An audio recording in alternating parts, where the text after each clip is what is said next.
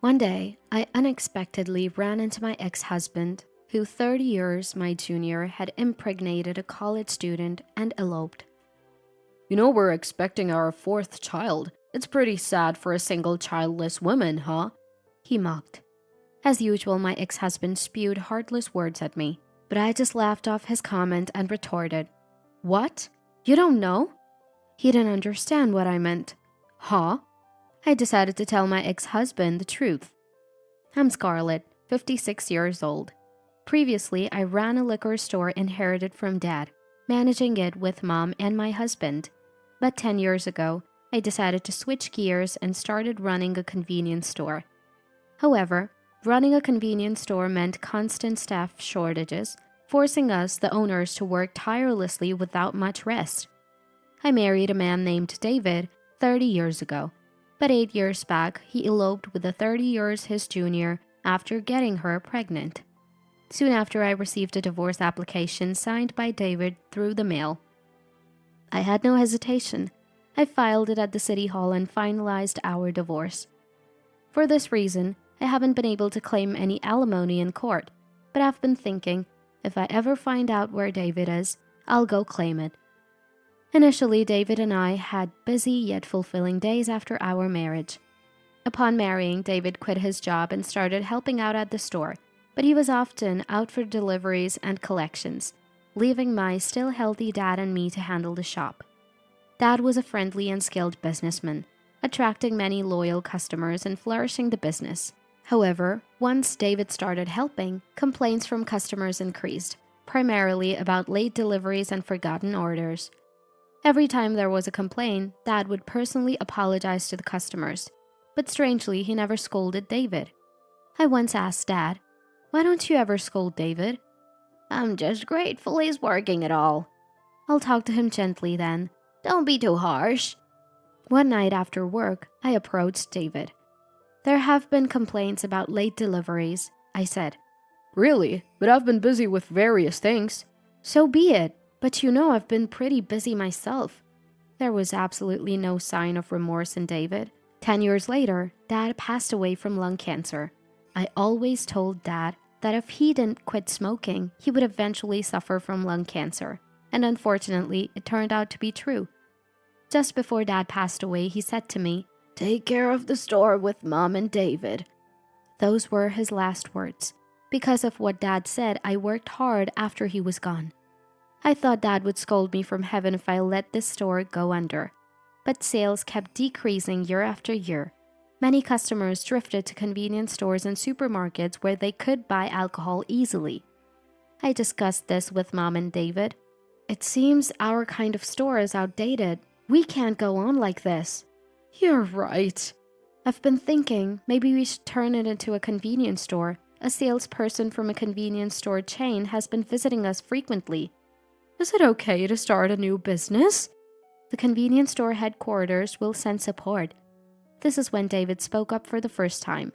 I agree. Selling a variety of things will attract different customers and make it more enjoyable. Plus, there won't be any deliveries.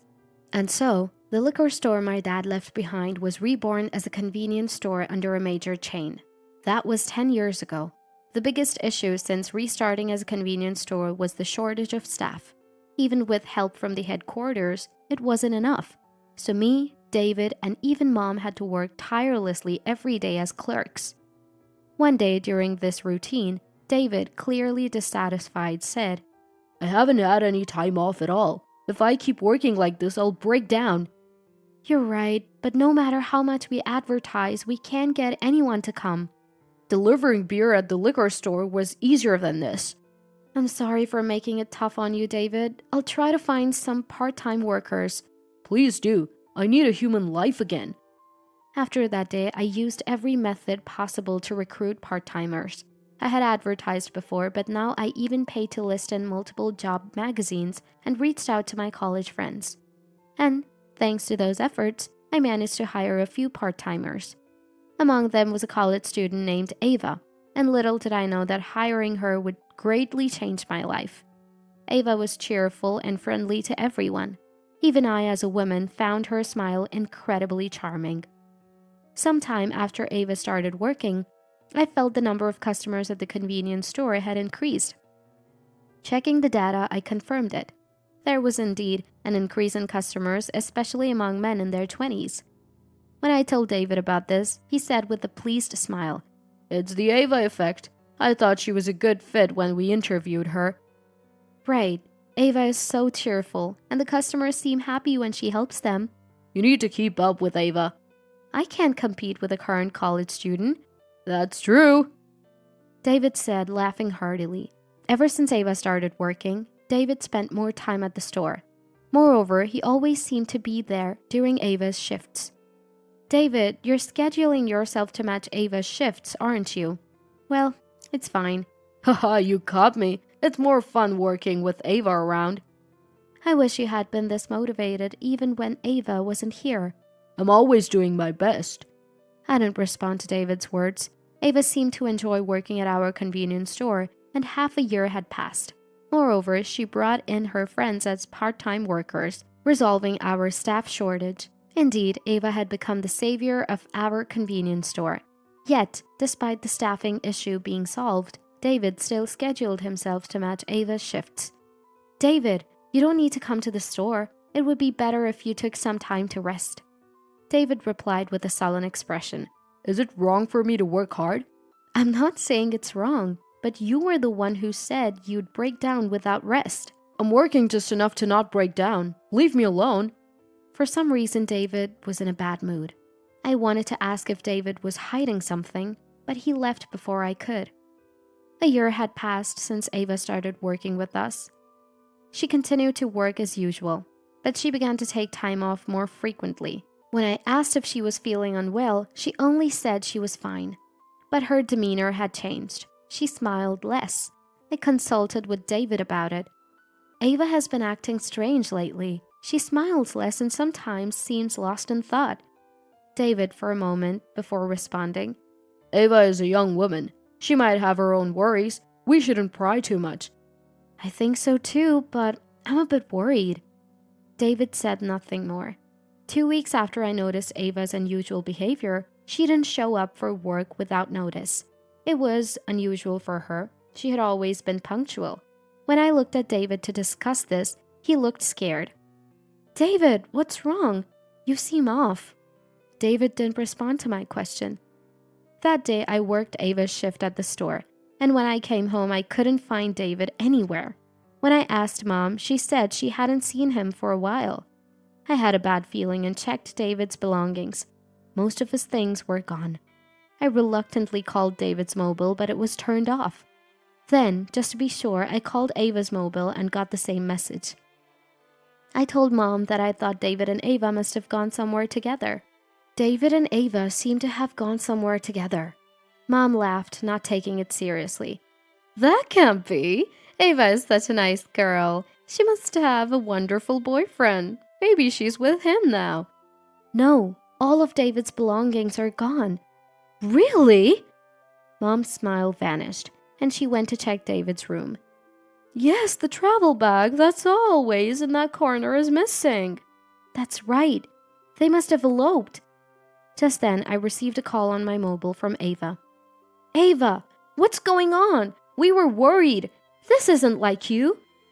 I'm really sorry. Ava seemed to be crying on the other end of the phone. "It sounds like you have your reasons, but if it's hard to talk about, you don't have to force yourself." When I said that, Ava burst into loud tears. I couldn't say anything and just waited for Ava to stop crying. After a while, I heard her faint voice. I'm pregnant. I was stunned by her words and couldn't speak for a while. As I remained silent, Ava added, I'm really sorry. The father of the baby is the chairman. Ava used to call David the chairman and me the president. So hearing this, I was shocked. I could hardly stand. It seemed that Ava was pregnant with David's child. When I could speak again, I asked Ava, "Where are you now? Are you with David? Please come back." Then I heard a man's faint voice on the other end, and the call was abruptly disconnected. I thought that voice was probably David's and that he had hung up. I told Mom, who had been listening to my conversation worriedly. Ava is pregnant, and David is the father. Mom screamed in disbelief when I said that. That's impossible! I can't believe Ava would do such a thing! I can't believe it either, but it's probably David's fault. Ava is the victim here. That's terrible for Ava. I will never forgive David. I resented David, who was nowhere to be found. David never returned to us, and 8 years passed since he left. In the meantime, I had started managing a restaurant with the savings from the convenience store business. Somehow the restaurant was a hit, and now I owned 3 restaurants. Financially and time-wise, I was comfortable. Mom suggested I remarry, but I had no interest in marriage anymore. One day, on my rare day off, I went to watch a movie alone and then dined at my Italian restaurant. After eating, I looked out of the window and saw my ex-husband David walking by and entering my restaurant. I moved to sit next to my ex-husband and greeted him. "Hello, David. It's been a while. You look well." He turned around, surprised, and stammered, Why are you here? "That doesn't matter. I can go wherever I want. I'm single after all." We're expecting our 4th child. It's sad being a single woman, huh?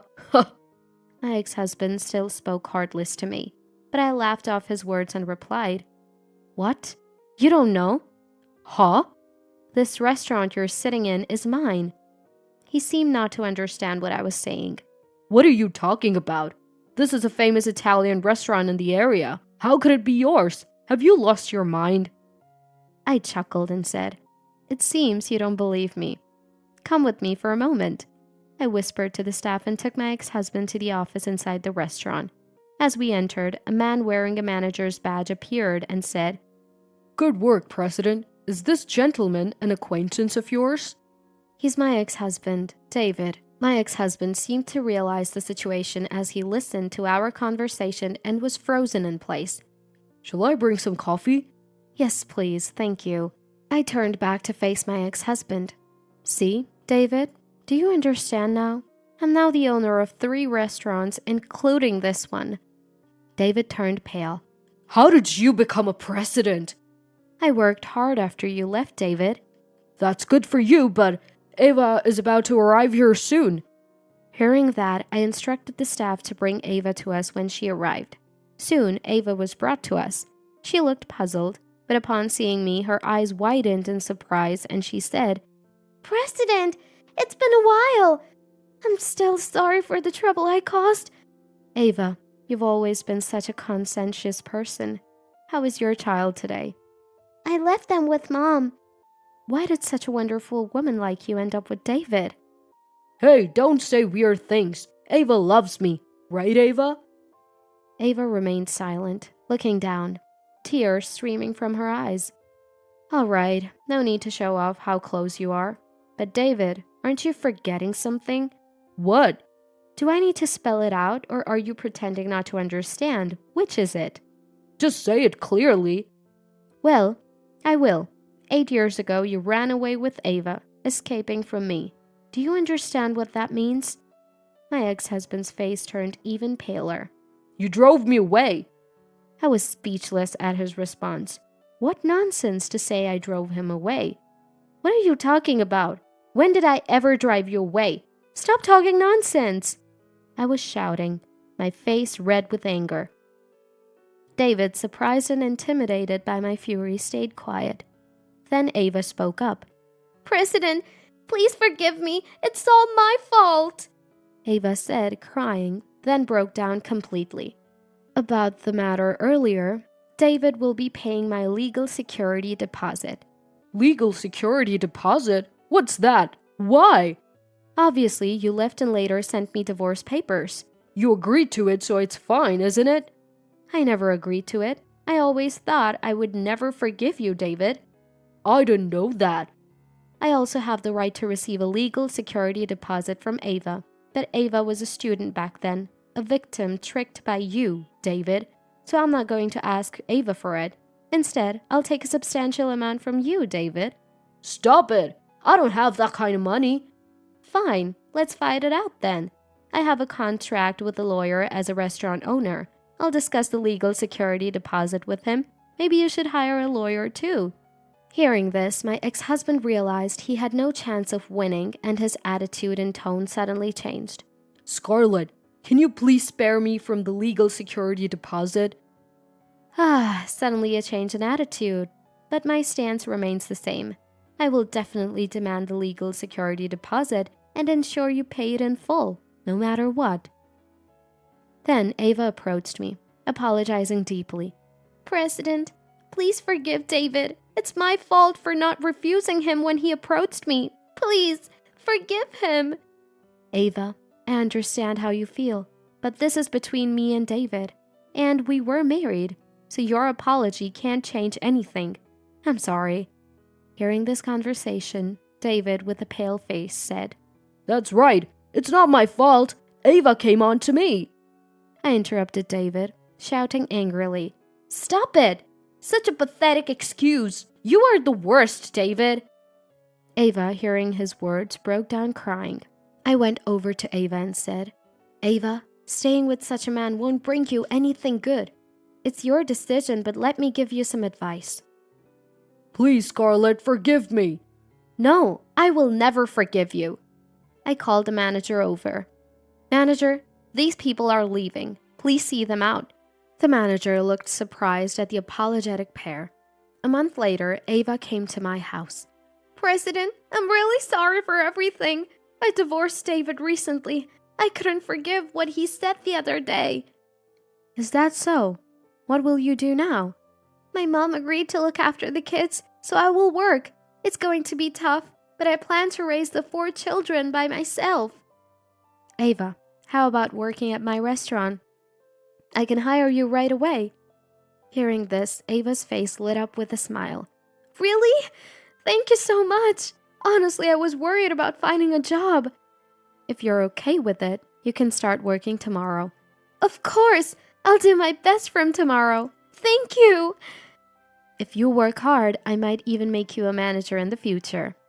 Ava had tears in her eyes upon hearing this. After Ava left, I told Mom about it. Ava was always such a good girl. I'm glad she's coming back to us. The next day, I consulted with my lawyer about the legal security deposit. The lawyer calculated and presented an amount higher than I had expected. We will handle all the legal security deposit claims. We'll make sure to collect the full amount to the very end. I smiled and said, collecting it sounds like a loan shark's job. The lawyer and I laughed together. Later, the lawyer repeatedly demanded payment from David, who was reluctant, and monthly installment payments of the legal security deposit began. I decided to give all the money to Ava for her 4 children's childcare. According to the lawyer, David said dejectedly, My life is over.